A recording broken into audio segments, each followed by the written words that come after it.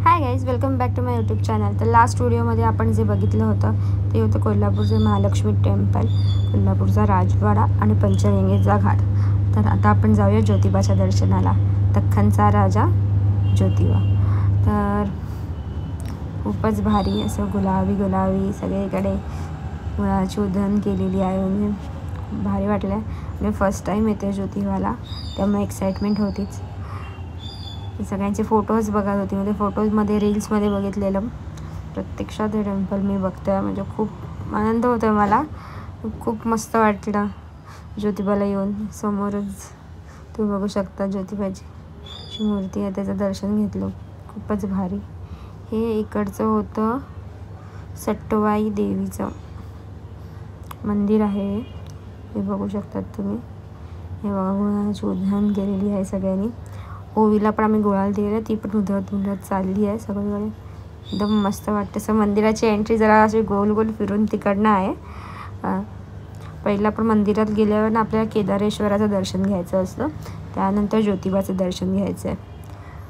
हे बघा, आता ही मंदिराची बॅक साईड आहे. जर तुम्ही मंदिरापर्यंत गाडी घेऊन जर आला तर तुम्हाला ह्या दरवाजाने एंट्री आहे. हे बघू शकता. आणि इकडनं एक्झिट आहे मंदिराची. ही बघा, ह्या दरवाजासमोरून दिसतोय तो. खूपच भारी. आम्ही दर्शन घेतलं मंदिरामध्ये. खूपच प्रसन्न वाटलं. म्हणजे असं बोलतात, जर ज्यांना केदारनाथला जायला जमत नाही त्यांनी ज्योतिबाला तरी यावं, दर्शन घ्यावं. म्हणजे श्री ज्योतिर्लिंग प्रसन्न केदारेश्वरची सुंदर अशी पिंड होती. आता आम्ही जातोय नेक्स्ट प्लेस, ती आहे यमाई देवी. यमाई देवी ही ज्योतिबाची बहीण आहे. तर ज्योतिबाचं दर्शन घेतल्यावर यमाईचं पण दर्शन नक्कीच घ्यायचं असतं. आणि हे मंदिर ज्योतिबाच्या पासून जो पुढचा घाट आहे, पुढे जो रस्ता जातो त्या घाटाला खालीच आहे छोटंसं असं मंदिर यमाई देवीचं. हे मंदिरही खूप जुनं आहे, ते बघू शकतात. हे बघा, मंदिराच्या इकडे रामायणाचे असे काही प्रसंग कोरलेले आहेत, ते शेंदूर लावून दाखवलेले आहेत. बघू शकता. त्यांना हायलाई मंदिराच्या बाहेर ही एक आजी होती, ती मस्त अशी भेळ बनवून देते. 30 रुपये प्लेट. मस्त लागली भडंग भेळ. तुम्ही पण मस्त ट्राय. आणि आता आपण जाऊया किल्ले पन्हाळा.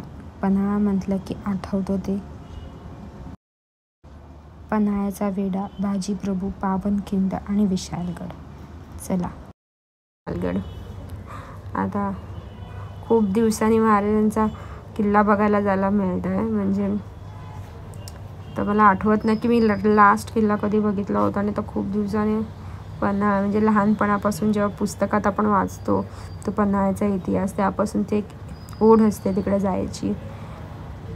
बघू शकतात तुम्ही. म्हणजे खूप आता हे एकदम असं सिटीसारखं असं गावच झालं आहे इकडे एक. पण चला, आता म्हणजे आपल्याला इझिली इकडे कोणत्याही पॉईंटला तुम्ही कार घेऊन जाऊ शकतात. असं काय नाही आहे की तुम्हाला खूप चालत जावं लागतं. दुसऱ्या किल्ल्यांवर कसं असतं, पण इकडच्या सगळ्या पॉईंटला तुम्ही इझिली जाऊ शकतात कार घेऊन.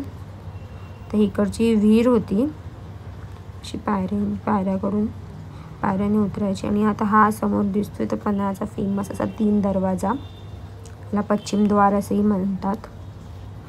आणि आमची सगळी मंडळी सकाळी लवकर उठली होती आणि आम्ही ट्रेनमध्ये, आमची ट्रेन 6:30ला पोचली आणि आम्ही 4 वाजल्यापासून उठलो आहे तिकडे. त्यामुळे सगळ्यांची झोप नाही झाली आहे, त्यामुळे सगळे थकलेत. आणि मग आम्हाला जास्त किल्ला फिरायची आमच्यात एनर्जी पण नाही आहे. त्यामुळे आता जे मेन पॉईंट्स आहेत ते सगळे कारनेच कवर होतात.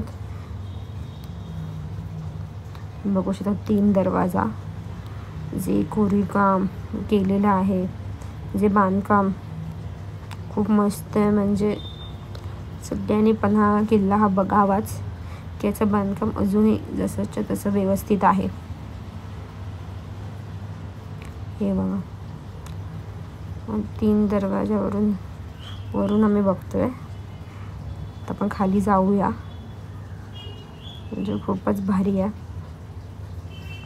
हे बघा, ओवी जाऊन आली तिकडे. हे बघा काय बांधकाम केलं आहे 3 दरवाजांचं. हा बघा, आता आपण इकडच्या नेक्स्ट पॉईंटला जाऊया. तिकडे पण आपल्याला कारनेच जायचं आहे. हे बघा इशू किती मजा करतोय. हा 20 रुपये का 40 रुपये काहीतरी राऊंड होता. लहान मुलांसाठी 20 आणि याच्यासाठी 40 होता वाटते मोठ्यांना. हे बघा. आता आपण जाऊया सेकंड पॉईंटला. आणि सेकंड पॉईंटला जायच्या आधी म्हणजे हे गार्डन आहे पन्हाळ्यावर जे डेव्हलप केलेलं आहे गव्हर्मेंटने. त्या गार्डनमध्ये जर लहान मुलांना खेळायचा आनंद मिळून दे.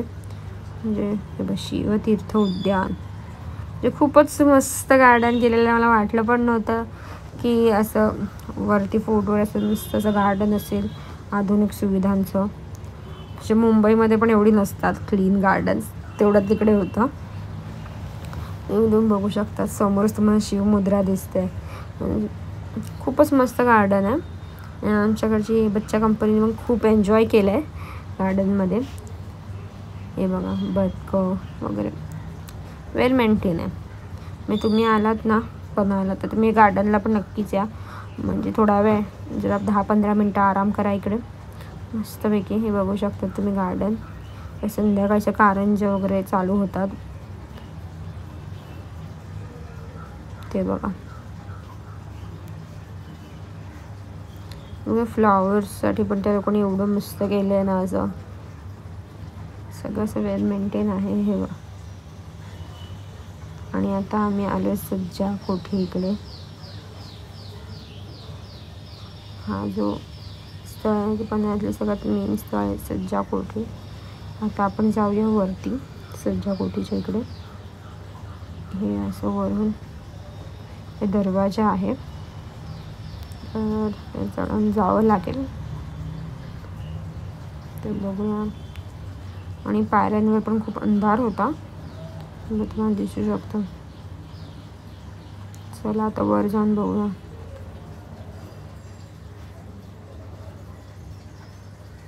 हे बघा सज्जा कोठी.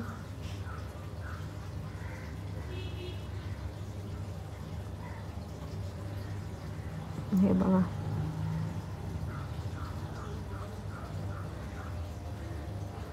तिकडनं दिसणारा व्ह्यू बघूया. अख्खं आपल्याला खालून असं गाव दिसतंय पन्हाळ्याचं. हे पश्चिम. आणि आम्ही रात्री मस्त तांबड्या पांढऱ्या रस्त्यावर ताव मारलेला आहे ते पण आम्ही. आणि आता कोल्हापूर म्हटलं तर कोल्हापूर चप्पल आलीच तर शॉपिंगला तर येणार नाही असं होणारच नाही. तर आता आपण आल्यात कोल्हापुरी चप्पल घ्यायला मार्केटमध्ये. ही फुल लेन आहे कोल्हापुरी चप्पलची. चला.